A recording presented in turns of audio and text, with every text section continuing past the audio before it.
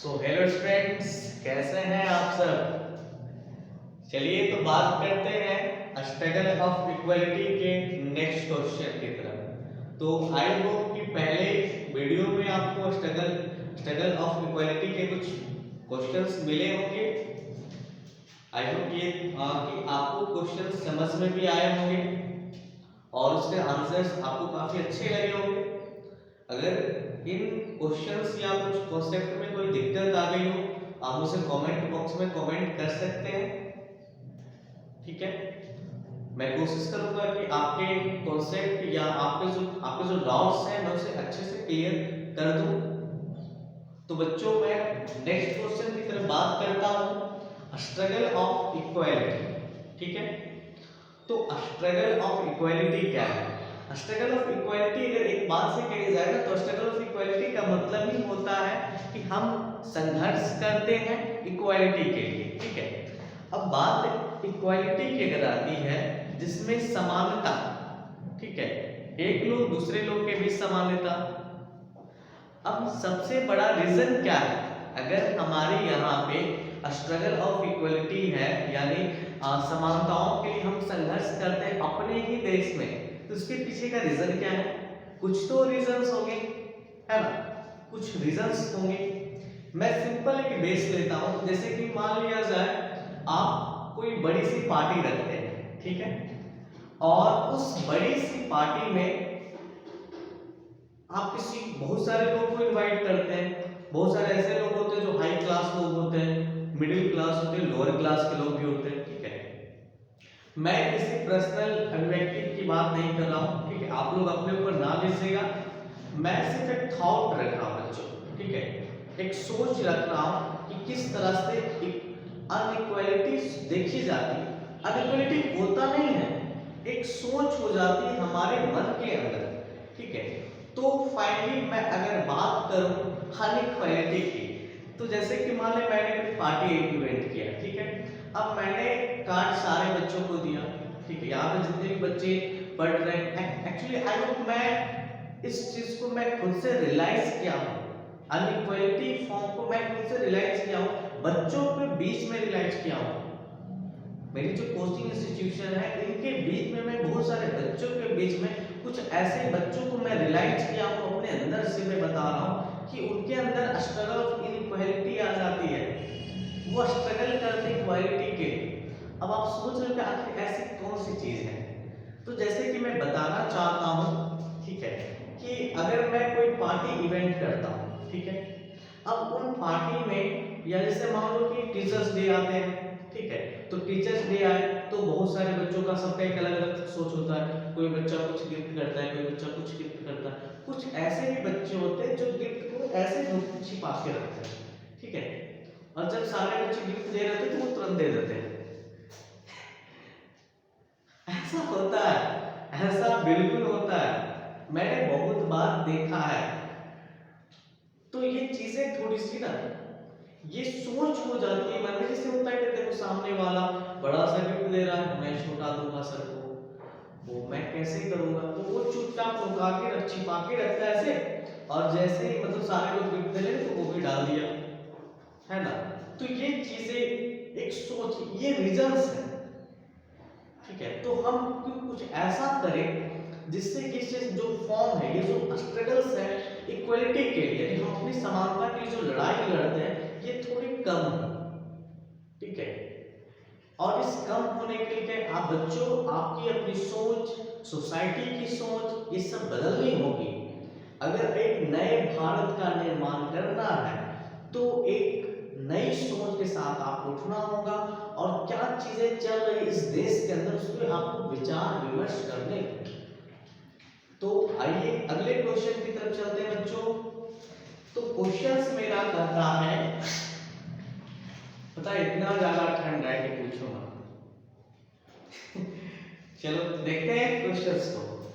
बोलता है state the main reasons why people do not have equality. ठीक है बच्चों, क्वेश्चंस को देख लीजिएगा ध्यान से। क्वेश्चंस कहता है स्टेट द मेन रीजन, यानी सबसे मुख्य कारण क्या है जिसकी वजह से जो लोग होते हैं वो इक्वलिटी, ठीक है, वो इक्वलिटी महसूस नहीं करते। क्यों क्यों ऐसा क्या कारण है? ठीक है, ये चीजें हैं इस क्वेश्चंस की। कुछ मैंने यहाँ पे रीजंस दिखाया है। तो पहली रीजंस है पॉवर्टी, ठीक है, पहली रीजन क्या है? पॉवर्टी। पॉवर्टी, पॉवर्टी का मतलब होता है बाबू गरीबी, ठीक है। अब ये गरीबी, दूसरे सिचुएशंस होते हैं lake of resources. Lake of resources का मतलब होता है कि जो स्रोत होते हैं, जो सोर्स होता है, जो हमारे पास जो सिस्टम्स होते हैं, जो जितने भी स्रोत हैं उनकी कमी होती है, खास करके भारत देश में तो और ज्यादा। हमारी अगर इंडिया की बात की जाए, अपने अगर मदरलैंड की मैं बात करूं, तो यहाँ पे बहुत दिक्कत है रिसोर्सेस की, ठीक है। तीसरी रीजंस मैंने लिखा discrimination on the basis of religion, caste and sex. यानी कहने का मतलब है कि हमारा जो डिस्क्रिमिनेशन है, हमारा जो काम काज है, वो यह बेस पे चलेगा कि हम किस धर्म के हैं, हमारी जाति क्या है। यानी अगर मैं लोअर जाति से बिलोंग करता हूँ, जैसे कि मतलब क्या है कि जूते वगैरह जो बनाने वाले जो होते हैं, ठीक है, या जो बाल काटने वाले नाई होते हैं, अगर मैं नाई घर में पैदा लिया हूँ तो मैं भी बाल ही काटूंगा, ठीक है। तो ये चीज होती है, यानी ये रीजंस होते हैं। ये लोग सोचते हैं कि अगर ये नाई घर में पैदा लिया तो ये बाल ही काटेगा, ठीक है। तो ये जो सोच होती है वो ये अनइक्वलिटी फॉर्म करती है, नॉट फॉर इक्वलिटी, ठीक है। मैं अनइक्वलिटी फॉर्म की मैं बात कर रहा हूं। तो ये बहुत रीजंस हैं। तो अगर हमारे भारत में कोई इक्वल नहीं है, इक्वलिटी नहीं है, तो इसका रीजन क्या है कि हमें डिस्क्रिमिनेशन, यानी हमारे काम काज के अनुसार हम किस जाति में पैदा हुए हैं। क्या मैं महिला हूं तो मैं महिला हूं तो मुझे घर का ही काम करना, और कोई काम मुझे नहीं करना है, इसकी आजादी मुझे नहीं है, ठीक है। तो ये चीजें थोड़ी सी होती है, ठीक। कास्ट, किस जात हो, वो छोटा जात है उससे मत बातें करो, ये दिक्कत है वो दिक्कत है। अरे क्या दिक्कत है भाई? तो सोच थोड़ी सी बदलनी होगी। नेक्स्ट बोलता है lake of dignity, lake of dignity and respect for certain communities. Lake for dignity and respect for certain community, यानी क्या है कि हमें अपने, यानी हमें अपने आत्मसम्मान, हम अपने आत्मसम्मान की कमी महसूस करते हैं। साथ ही हमें रिस्पेक्ट करना चाहिए अनदर कम्युनिटीज की, ठीक है। अनदर कम्युनिटीज की हम रिस्पेक्ट नहीं करते, जिसकी वजह से हमें क्या है कि अपने ही सोसाइटी में, अपने ही जैसे लोगों के बीच में हमें अलग अलग तरह से समानताएं देखी जाती है। तो ये तमाम रीजन है बच्चे, ठीक है, जो कि लोगों के बीच में इक्वलिटी फॉर्म नहीं करती है। जैसे पॉवर्टी, पॉवर्टी क्या है? लोग गरीब होते हैं, ठीक है। तो इस पॉवर्टी को कंप्लीटली ब्रेक डाउन करने के लिए 2015, अगर मैं बात करूं 2015 में एक कमेटी बनाई गई थी जिसका नाम था एसडीजी कमेटी। इस एसडीजी कमेटी का फुल फॉर्म होता है सस्टेनेबल डेवलपमेंट गोल, ठीक है। सस्टेनेबल डेवलपमेंट गोल के अकॉर्डिंग यह मुहिम चलाई गई थी और यह एंथम बोला गया था कि नो पॉवर्टी। नो पॉवर्टी का मतलब है कि हमारे भारत देश में अब गरीबी नहीं रहेगी। तो पॉवर्टी को खत्म करने के लिए आप हमेशा एक क्वेश्चन देखिए, यहां से एक ऑब्जेक्टिव क्वेश्चंस निकल गए आपके कि 2015 में पॉवर्टी को कंप्लीटली ब्रेक डाउन करने के लिए ऐसी कौन सी फेडरेशन लाई गई थी? तो उस समय फेडरेशन का नाम है एसडीजी फेडरेशन।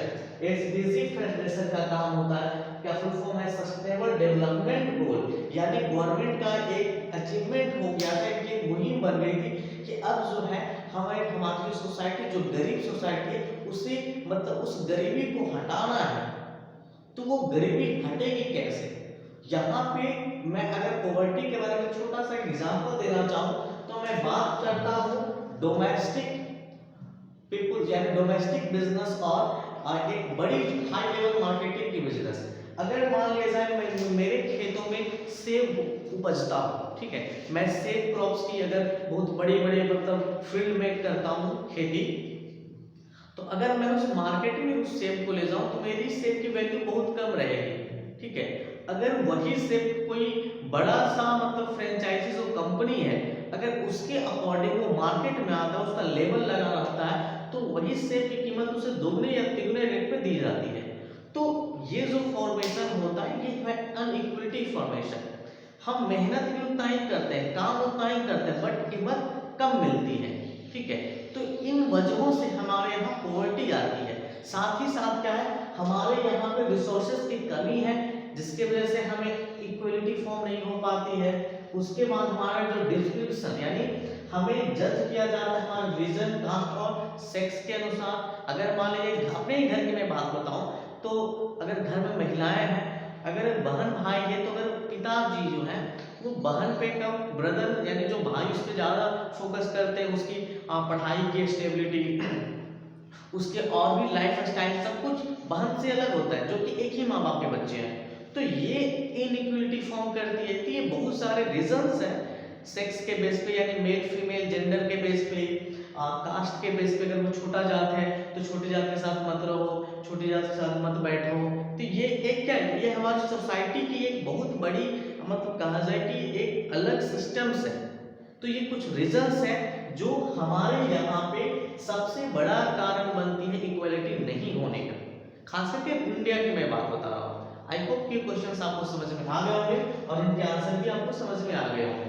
छोटा सा एक केस है, कुछ इंपॉर्टेंट केस है जिसे मैं आपके सामने सॉल्व बताना चाहता हूँ। मैं बात करता हूँ हाकिम शेख की। हाकिम शेख यह घटना, ये जो फेनोमेना है वह 1996 की बात है।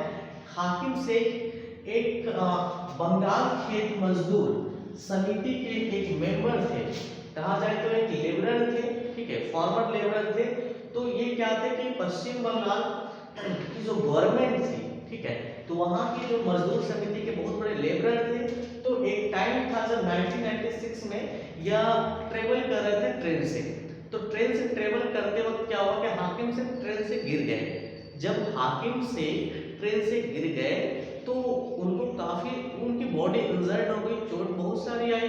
तो जो लोग थे वहां पे आसपास में, जो लोगों ने देखा उनको, उन्होंने गवर्नमेंट हॉस्पिटल लाया। तो जब गवर्नमेंट हॉस्पिटल लाया तो गवर्नमेंट हॉस्पिटल ने उन्हें बोला कि मैं मेरे पास ये सारी फैसिलिटीज नहीं कि जो मैं इनका इलाज कर सकूं। फिर हाकिम शेख को दूसरे हॉस्पिटल ले जाया गया, वहां भी उनकी इलाज नहीं हुई। इस तरह से कई हॉस्पिटल चेंज करने के बाद जब उनको बड़े से डिस्ट्रिक्ट हॉस्पिटल में ले जाया गया, तब जाकर वहां पे उनकी जान बची। इन सब से हाकिम शेख को काफी डिग्निटी हर्ट हुई और अपने राइट टू हेल्थ, हमारे इंडियन कॉन्स्टिट्यूशन में इक्वलिटी आर्टिकल्स में राइट टू हेल्थ एक टॉपिक्स है जिसके अनुसार हमारी गवर्नमेंट हमें इंसाफ दिलाती है।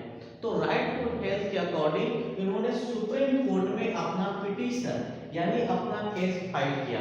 वो भी किसके अकॉर्डिंग, तो वेस्ट बंगाल गवर्नमेंट के अकॉर्डिंग। और उन्होंने ये बताया मुझे ऐसी ऐसी दिक्कतें हुई।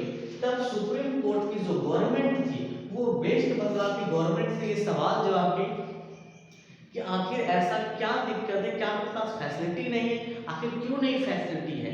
और इस तरीके से 1996 में जून के टाइम पे हाकिम शेख को सुप्रीम कोर्ट के ने क्या किया कि वेस्ट बंगाल गवर्नमेंट को ये बोला कि जो मेजरमेंट आपके यहाँ नहीं है, जो फैसिलिटीज नहीं है, हॉस्पिटल फैसिलिटी को प्रोवाइड किया जाए। और हाकिम शेख को जितने दिक्कतों का सामना करना पड़ा है, उन दिक्कतों को जो भी उनको पैसा यानी जो पे उनका खर्च हुआ है, उन्हें आप पूरे हर्जाना के साथ आप उन्हें भरे।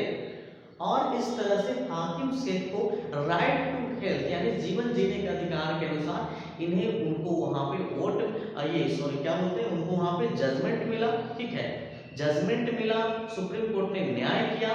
तो ये फॉर्म होता है इनइक्वालिटी का, ठीक है। तो कहीं न कहीं ये भी इक्वालिटी का एक छोटा सा टॉपिक्स है, जहाँ पे हाकिम शेख को उनके राइट टू हेल्थ के अनुसार असमानता के अनुसार उन्हें क्या है कि मतलब उनकी इलाज नहीं हुई, गवर्नमेंट के पास फैसिलिटी नहीं थी, ठीक है। तो ये छोटा सा केस, आई होप आपको ये केस समझ में आया होगा। आपने सिविक्स के चैप्टर में से पढ़ा भी होगा, ठीक है, इक्वालिटी चैप्टर में। तो बच्चों अपना ख्याल रखिए और सेफ रहिए। आपके स्कूल्स बंद हैं, आई तो हमारी ये कोशिश है कि हर चैप्टर का क्वेश्चंस आपको अवेलेबल कराया जाए और हमारे साथ आप बने रहें। और जो भी डाउट्स हैं, जो दिक्कतें हैं, आप मुझे कमेंट बॉक्स में कर सकते हैं। हमारी टीम आपको हर तरह से जो वीडियो अप्रूव कराई जाएगी वो सभी चीजें आपको मिलेगी। Okay, thank you.